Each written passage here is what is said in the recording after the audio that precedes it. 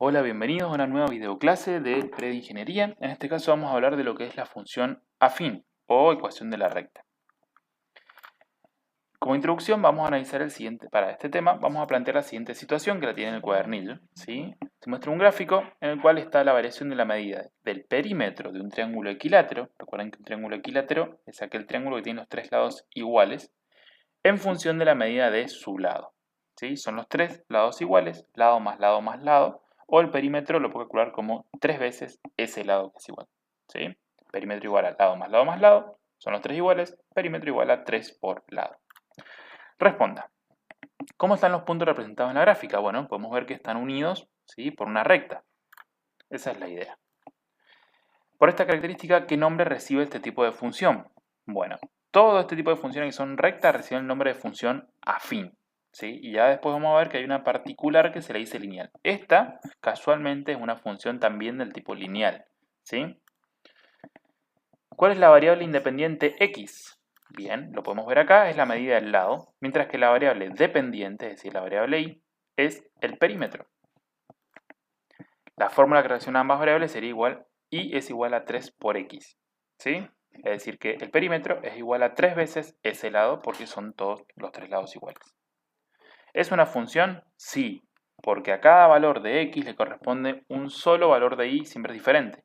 No hay ningún valor de x con esta ecuación que le puedan corresponder dos valores de y diferentes, ¿sí? No hay ambigüedad. A las funciones que presentan las características observadas en el ejemplo, es decir, que son rectas, se las denomina función afín, ¿sí? Acabo una pequeña aclaración de lo que les comentaba recién.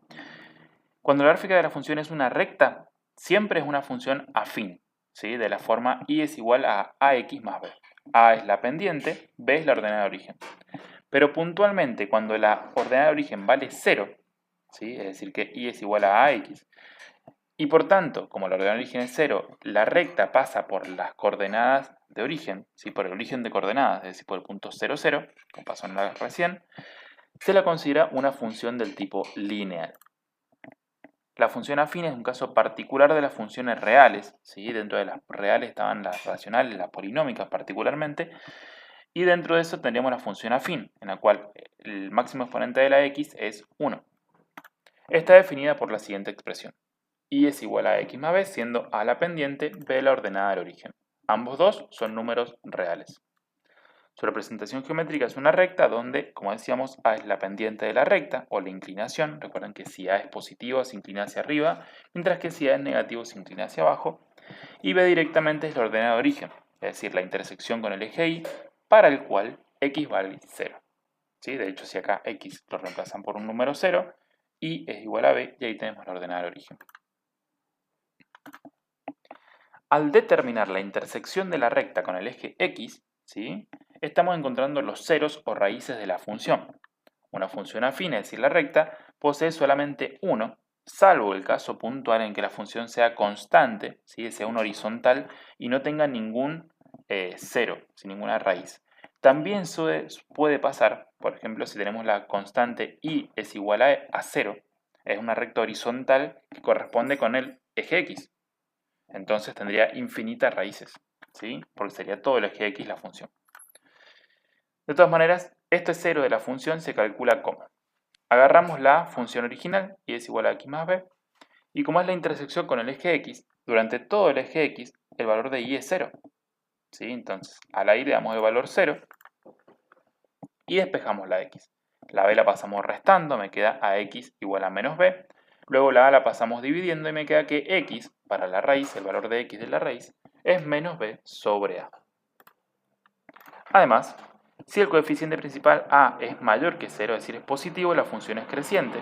Si es negativo, la función es decreciente. Y si es 0, la pendiente, entonces la función es una constante y es una recta del tipo horizontal. Ejemplo. Una empresa compra cajas para embalar a 2 pesos cada una. Para que el proveedor entregue en el domicilio de la empresa las cajas, debe abonar 5 pesos más. Importe fijo que no depende de la cantidad de cajas que compran. ¿Cuánto habrá que pagar si se compran 10 cajas y la entrega se hace en el domicilio de la empresa? Bueno, cada caja vale 2 pesos. 10 por 2, 20 pesos. Pero además tengo que pagar 5 pesos del envío, 25. ¿sí? Antes de comenzar a resolver, observa que el dominio correspondiente al número de cajas siempre va a ser números naturales. Si no podemos tener un número de cajas que es un número con coma, ni tampoco vamos a poder tener un número de cajas negativo, por ejemplo. Si eso es importante tenerlo en cuenta, sí o sí, el número de cajas que yo compre van a ser naturales, ¿sí? Porque va a ser un número positivo y entero. Entonces, al precio de cada caja lo multiplico por el número de cajas y le agrego 5 por el costo de entrega. 25 pesos en total. Y si se desea solicitar 5 cajas, nuevamente, 2 por 5 más 5 es igual a 15. Es decir, que acá yo estoy reemplazando el número de cajas, ¿sí? Mi valor de X sería el número de caja y mi valor de Y sería el costo total de las cajas con la entrega, ¿sí? Fíjense que como esto es una constante, el costo de entregas es la ordenada de origen, digamos, y mi pendiente sería el precio de cada caja. Si quiere comprar bajo las mismas condiciones 6 cajas, ¿cuál sería el monto a pagar? ¿Cuál sería para 8? Me basta con reemplazar el número de cajas por 6 o por 8 y en ese caso puedo calcular cuánto debo pagar. Se propone entonces que se utilice el símbolo I, ¿sí? con los pesos a pagar por la compra y la X, que es el número de cajas que vamos a comprar. Ahí obtienen la expresión y eso sería la función, ¿sí? Que sería nuestra función afín. Para la representación de la función que relaciona las variables antes indicadas, ¿sí? Se sugiere completar una tabla para hacerlo de forma correcta y luego ubicar los puntos en el sistema de coordenadas. Por ejemplo, fijémonos, si el número de caja es 5, pagamos 15 pesos. Si el número de caja es 6, ¿sí? 6 por 2, 12 más 5, 17. Si cajas son 10, 25. Y esto sigue un poquito más complicado. ¿Qué pasa si yo pagué 29 pesos? ¿Cuántas cajas pedí? Bueno, 29 es el valor de y, ¿sí? Yo conozco mi función es y es igual a 2 por x más 5. Entonces, si el 29 yo lo reemplazo en la y, puedo despejar el valor de x que le correspondía a ese cálculo, ¿sí? Paso el 5 restando, ¿sí? Me queda 29 menos 5, 24. Luego los dividiendo, y 24 dividido 12 es 12. Entonces, la x debe haber valido 12. Una vez que tengo los puntos, los puedo graficar en un eje de coordenadas y obtengo los distintos puntos necesarios para graficar. Fíjense de todas maneras que estos puntos buscados en la gráfica no son los mismos que están graficados, pero la idea es la misma. Grafico el número de cajas en función de lo que me costará. 2 por 1 más 5, 5. 2 por 2 más 5, 9. 3 por 2, 6 más 5, 11. ¿Sí? Esa es la idea de graficación. También lo pueden hacer con la técnica que conocemos, que es graficar la ordenada de origen, 5, ¿sí? Y a partir de ahí, sí, estaría por acá pegadito, 5. Y a partir de ahí, usar la pendiente. Hago una unidad hacia la derecha y luego 2 unidades para arriba. Fíjense que no es que hago 1 y 2 para arriba, porque las unidades en el eje Y son distintas en el eje X. La pendiente me dice que tengo que hacer una unidad hacia la derecha, que es el denominador. Entonces, una unidad sobre el eje X, ¿sí? Desde el ordenador de origen, que tenemos acá el 5.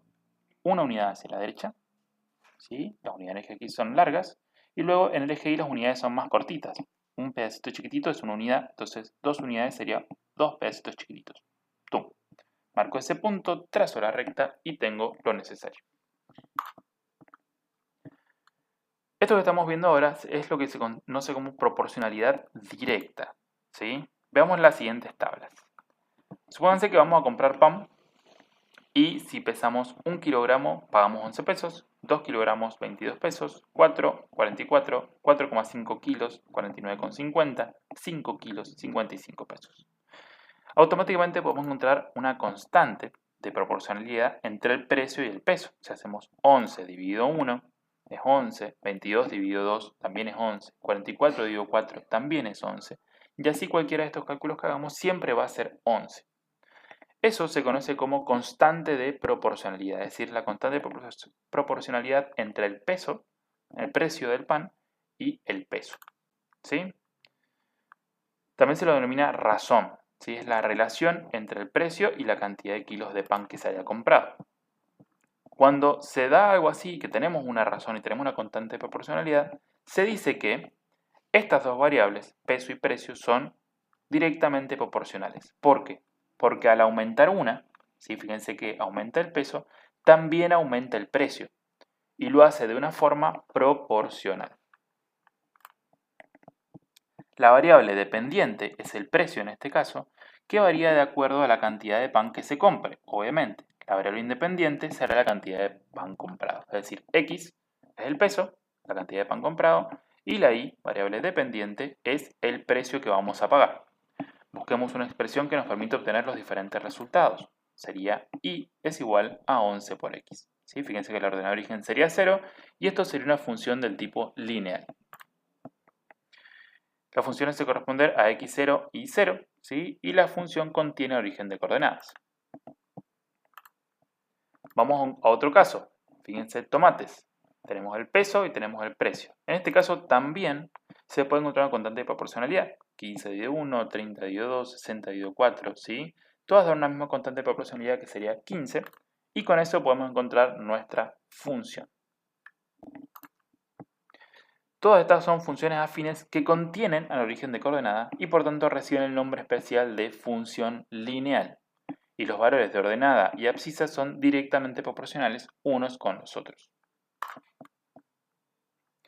¿Cómo es una función constante? Una función constante, como la vimos, queda graficada como una horizontal. Pero ¿cuál sería un ejemplo? Miren este caso. Supongamos que eres un usuario de compañía de teléfono celular y te ofrecen una promoción por la cual tenés llamadas ilimitadas con un abono de 179 pesos, sin costo adicional. ¿Sí? Es decir, no importa si yo llamo 10 minutos o 20 minutos en el mes, eso es lo que voy a pagar. ¿Cómo representaría esta situación? ¿Depende de tu facturación de los minutos que utilices tu teléfono? Bien. No va a depender de los minutos que utilices. Dice que yo voy a pagar 179 pesos y voy a tener llamadas ilimitadas. Sí, obviamente esto no existe, no es real, pero supónganse que fuera posible. Pagan 179 pesos y pueden llamar todo el mes a todos lados que quieran sin que les cobren ni un poquito más ni un poquito menos. ¿Sí? Entonces, en ese caso, si ustedes grafican el costo por los minutos que utilizan, ¿sí? No importa si uso un minuto, si uso 0, si uso 1200 minutos, ¿sí? El costo de la factura que yo voy a pagar en el mes siempre va a ser exactamente el mismo. ¿Sí? Entonces, esto se graficaría mediante una función del tipo constante. Es una función afín, pero dentro de las funciones afines es una función del tipo constante, que sería y es igual a 179. La x no estaría en la función, ¿sí? Porque no depende de x justamente. Siempre vale lo mismo. ¿Sí? Entonces, evidentemente, no depende la facturación de los minutos que usa el teléfono y reciben el nombre de constante.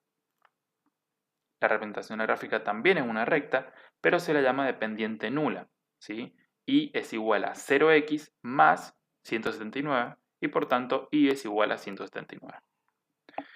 Luego verán que hay varios ejercicios prácticos para justamente realizar este tema, para practicar un poquito lo que son los ceros, raíces, y esto nos viene bien para practicar la ecuación de la recta que habíamos visto en las primeras unidades y en los repasos, ¿sí?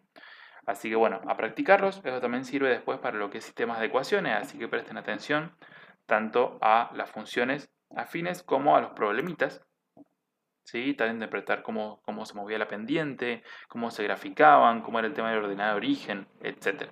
¿Sí? Tienen varias preguntitas, varios trabajos y la idea de esto es resolverlo en clase. ¿Sí? Fíjense los gráficos. Muchísimas gracias por su atención, por su tiempo. Y bueno, ahora a trabajar, a ver las dudas y a trabajar sobre la parte práctica en clase.